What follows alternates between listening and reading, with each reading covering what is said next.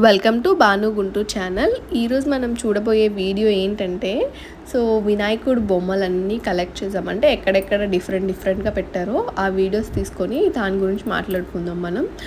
చాలా ఇంట్రెస్టింగ్గా ఉంటుంది వీడియో అయితే. తప్పకుండా చూడండి. ఇప్పుడు మనం వచ్చేసాం. ఇక్కడ వస్తుంటే ఎలా ఉంది మీకైతే? నాకైతే ఒక పెళ్ళికి వస్తున్నట్టు ఉంది. అంత మంచిగా డెకరేట్ చేసి అటు ఇటు చైర్స్ అయితే వేశారు. ఇప్పుడే ఈవినింగ్ 6 అవుతుంది కదా, ఇంకా రాలేదు క్రౌడ్. చూడండి, ఆకులతో ఫుల్గా డెకరేషన్ చేశారు. ఆకులు, క్లాత్స్, అంటే మొత్తం డెకరేషన్ అయితే చాలా ఫుల్గా ఉంది.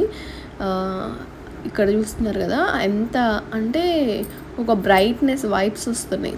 విగ్రహం చూస్తున్నారు కదా ఎంత బాగుందో. చాలా అంటే ఎంత బాగుందంటే అదేదో అంటారు చూడండి, వైబ్స్ వస్తున్నాయి అంటారు కదా, అలా వస్తున్నాయి. అంత బ్రైట్నెస్ వస్తుంది విగ్రహంలో. ఫుల్ కలర్ఫుల్గా ఉంది చెప్పాలంటే. చూస్తుంటేనే చాలా బాగుంది.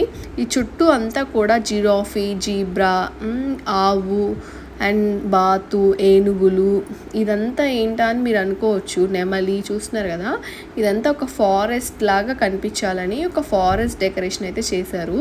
2 పెద్ద పెద్ద చెట్లులా పెట్టారు అటు ఇటు పెట్టేసి, జంతువులన్నిటిని పెట్టి ఫారెస్ట్ డెకరేషన్ అయితే చేశారు. చాలా బాగా నచ్చింది నాకైతే. ఇక్కడ చిన్న వినాయకుడు విగ్రహం కూడా పెట్టారు. గరిక మాల అయితే వేశారు.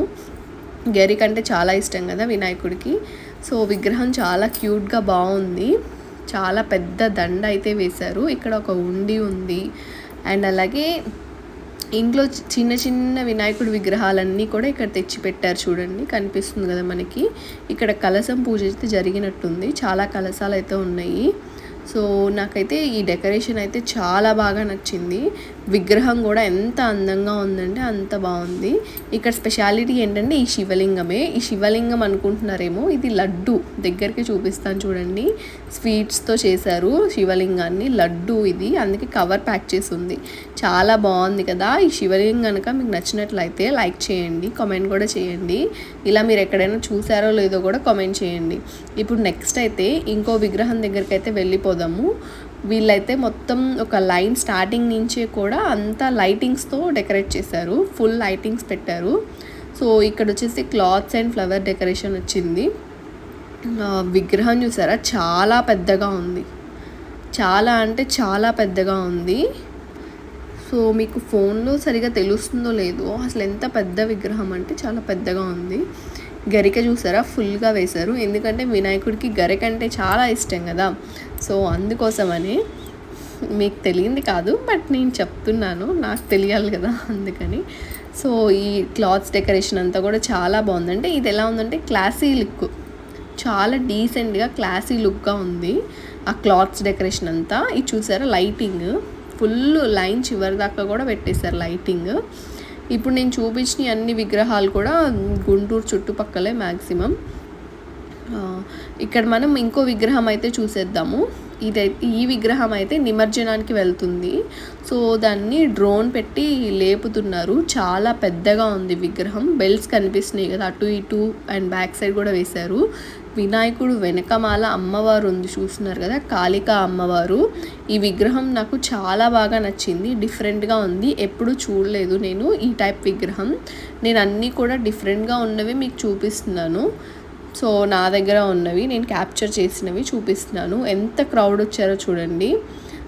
డ్రోన్తో అయితే లేపుతున్నారు. సాంగ్స్ ఫుల్గా డీజే పెట్టారు, డ్యాన్సులు వేస్తున్నారు. విగ్రహం అయితే చాలా పెద్దగా ఉంది. జాగ్రత్తగా తీసుకెళ్తున్నారు. నిమజ్జనం కూడా బాగా జరగాలని కోరుకుంటున్నాను. మీరు కూడా అంతే కోరుకోండి, ఓకేనా? అండ్ ఇంకా మీ ఇంటి దగ్గర ఎలాంటి విగ్రహాలు పెట్టారు, ఎలా జరిగిందో కూడా నాకు కామెంట్లో చెప్పండి, ఓకేనా? అండ్ ఇప్పుడు ఇదైతే స్టార్టింగ్లో తీసిన వీడియో, నేను ఫెస్టివల్ కన్నా ముందు రోజు తీశాను. చూడండి, చాలా మంచి మంచి విగ్రహాలు గూడెంలో అయితే ఉన్నవి. చాలా బాగున్నాయి. అసలు డిఫరెంట్గా చేశారు చెప్పాలంటే. అంటే ఈ పెయింటింగు ఇదంతా కూడా చేయడానికి వాళ్ళకి చాలా డేస్ పడుతుంది. అండ్ కష్టం కూడా చెప్పాలంటే. చాలా హార్డ్ వర్క్ చేసి ఇవన్నీ చేశారు.